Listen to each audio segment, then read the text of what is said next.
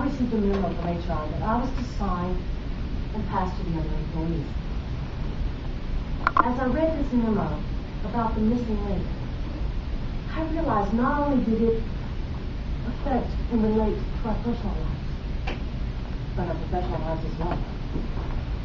Based on past experience and what is most important to you, you probably have your own description of what makes up an individual. This might include respect, trust, honesty, care, integrity, and concern. And while all these attributes are characteristics of an individual, there is another important quality that is often left out. It is the missing link which brings all the other qualities together. Passion. Madam Toastmaster, fellow Toastmasters, and honored guests. People are passionate about hobbies, families, friends, and their favorite sports teams. We have knowledge and skills and abilities. But do we have passion? Is it the missing link? Passion is defined as the demonstration of how much you care about whatever you do.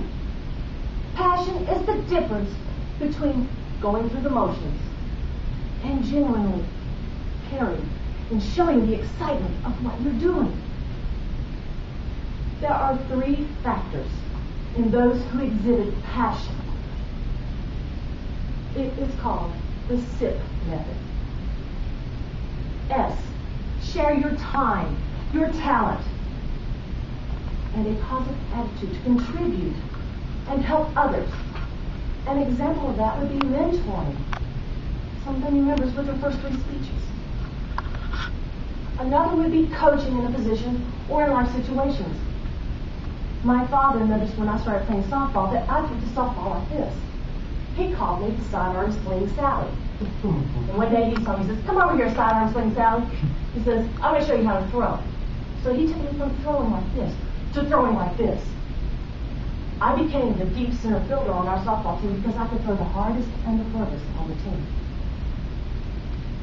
He shared his talent and time with me because of his love of baseball. I inspire others through their actions. Once again, I'll refer to something my father has always taught. Never ask someone to do something you're not willing to do yourself. And always lead by example. Another way of looking at it is to inspire others to say to themselves, whatever you've got, I want.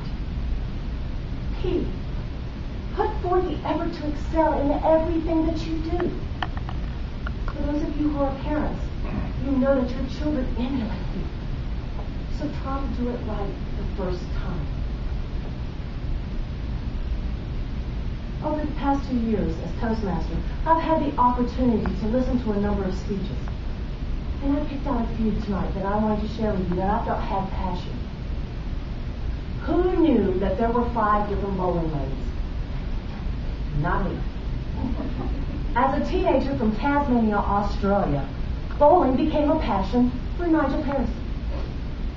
When he gave his icebreaker speech, not only did I learn about the different bowling lanes, but I learned that his passion as a teenager for bowling led him to becoming the world champion junior bowler. Now that's passion for a teenager. In Jonathan's 8th speech,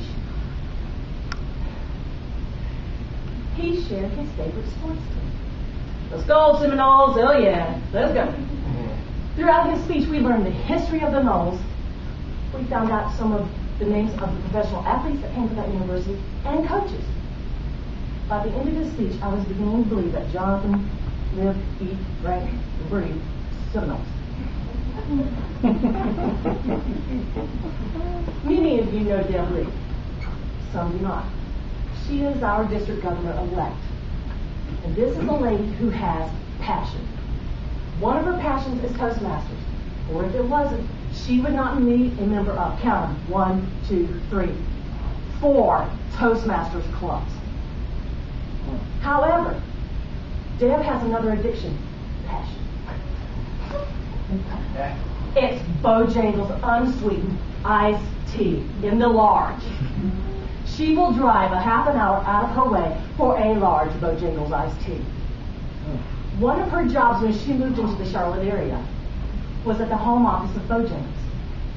And when she walked in that first day and saw those large containers of iced tea in the office kitchen, she knew she had been hired and gone to heaven. Now that's fashion. Though I only met this next person a month ago here at one of our meetings, then again at the conference, and then again at TLI, I know very little about her. What I can tell you about Linda is that she lets nothing stand in her way. Even in her wheelchair, I believe she's going to roll over anything that gets in her way to succeed at whatever she sets her mind to. She exudes excitement, not only in her faith, but in everything that she does, including Toastmasters. And I have no doubt that in a few months, like through a year, she's going to be very passionate about Toastmasters, because she's well on her way. Many of you know my story. I joined Toastmasters with every intention of finishing just the first 10 speeches and getting out of here. When Steve and I started up the Ballantyne Toastmasters, it became a passion of mine to help not only this club succeed, but you, the members. And even though I've moved to Blowing Rock, where currently there is no Toastmasters Club, and I am in the process, as she stated earlier, of starting up the High Country Toastmasters, it has now become a passion of mine to do that as well. 3 years later, I'm still a very active member of Toastmasters, and I tell you, I love every minute of it. You can recognize a passionate person without them even saying a word. Passionate people are encouraging and uplifting to all those around them. What are you passionate about? What can you talk about over and over? What things make you want to do them again? What excites you? These are the kinds of things that make for good speeches. Share yourself with others. If you think that passion is something you don't have, it's in there. Everyone has it inside of them. You just have to tap into it and draw upon your sip. Be the kind of person, and I encourage everyone in here to be the kind of person who inspires others, sets good examples, is a good role model. Commit to your goals and encourage all those around you to do the same. Whatever your passion is, be passionate with purpose. That is